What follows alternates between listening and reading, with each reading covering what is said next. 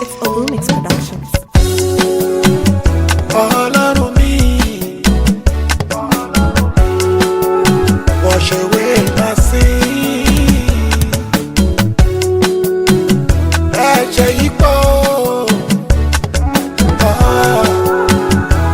Ọlọ́run mi, àgbàtàn là ń dọ̀lẹ́, fojú pa ẹ̀ṣẹ̀ mi rẹ́. Wash away my sins, deliver me, the way is open for me. Àgbàtàn là ń dọ̀lẹ́, fojú pa ẹ̀ṣẹ̀ mi rẹ́.